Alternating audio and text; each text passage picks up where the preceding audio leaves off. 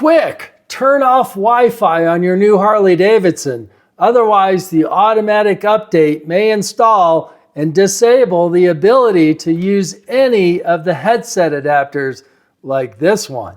So I've received a couple emails, a couple comments, and someone posted on my community channel a repost, which is from apparently Tim's Stereo on Facebook. And it notes that you should turn off Wi-Fi on your bike to prevent your bike from updating the Skyline OS. Well, the current OS is 4125D.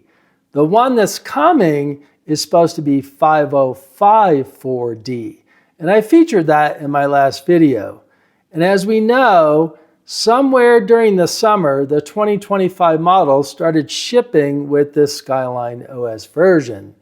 And now the 2026 models are also coming with 5054D. I also pointed out that Harley Davidson has a service bulletin out about the new lower fairing speakers and the Tour Pack speakers. And it says that due to a delay in the Skyline OS 5054D, there's now an amplifier update, which I've also featured. So we believe the next software update is going to be 5054D, and that's already out on some 2025s and all the 2026s. And I can confirm that the Madehawk adapters and even the Android Auto adapters from Anunce that I feature on this channel work with 5054D on a 2025 and let's say a half, and a 2026 model. Both of these work just fine. In fact, they seem to boot a lot faster. It is correct that when the bike has a Wi-Fi connection, even while you're riding it, if it sees a software update is available, you will receive this prompt. It'll say, "Attention, new infotainment software available to download. Start or delay." So the key word there is delay. The problem is that now it knows there's an update. Every time you start the bike, you're going to see this prompt until you allow it to download. My guess is that you don't just leave your bike on in the garage connected to Wi-Fi and let it sit there. And I would also imagine these updates are going to be pretty large, as we've seen with the previous two. So it's going to take a while for that update to download. So more than likely, you'll go out in your garage, you'll power up your bike. If you're like me, I just start it. I don't wait for Skyline OS to boot. I just start the bike as soon as the fuel pump primes. That is a big myth. You do not need to wait for your Skyline OS to boot and connect all your devices before you start the bike. It makes no difference. But there's certainly not going to be any time to download an update before I ride off and the Wi-Fi connection drops to my house. So what Harley says is that it'll start downloading the update and then it'll pause and then it'll keep trying, and next time it has a connection it'll download where it left off, and it'll keep going until the download makes it on the bike. Now I don't know about you, but I think the odds are pretty slim that this is going to be successful.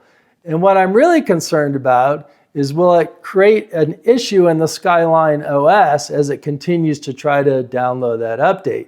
Will it boot really slow? Will CarPlay not connect because it's too busy trying to find that download? I'm pretty worried about it, and I don't think it's going to work well. But here's the bigger concern. If you like to pair your bike to a hotspot feature on your phone to use traffic and weather with the embedded navigation, guess what? That is an internet connection, and it's going to start downloading while you're riding. And I guarantee it's going to make the Skyline OS really slow while it's downloading, and it's going to keep your phone pretty busy as well. Even though the bike can download updates as long as there's a Wi-Fi connection, even while it's running, they do note that an FOT update can only be installed when the vehicle's in accessory mode. System will not install an update while in motion or the ignition is on. Well, that's a good thing. You don't want to be riding along and then have your infotainment screen go off while it reboots. Though I know that's happened to some of you already. The Facebook posting does make a good point.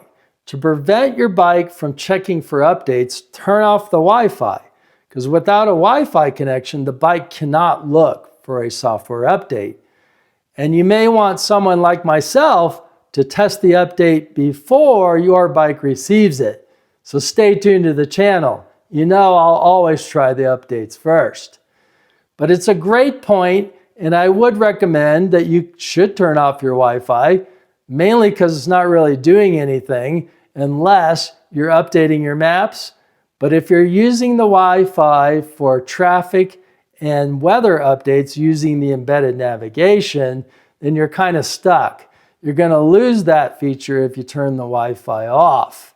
But I suspect very few are having any success with that feature, and I bet nobody's using it.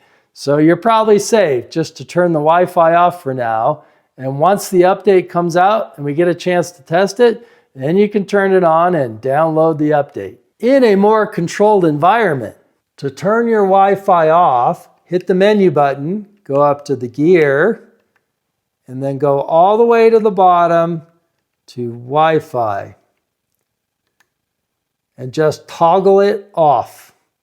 You'll see the icon go away on the lower right corner. The posting is also correct. Turning Wi-Fi off on your bike will not impact CarPlay, or if you're using an Android auto adapter, it won't impact that at all. The iPhone does create a hidden Wi-Fi connection between the phone and the bike for CarPlay, but the Wi-Fi in the main system menu is only for an internet connection.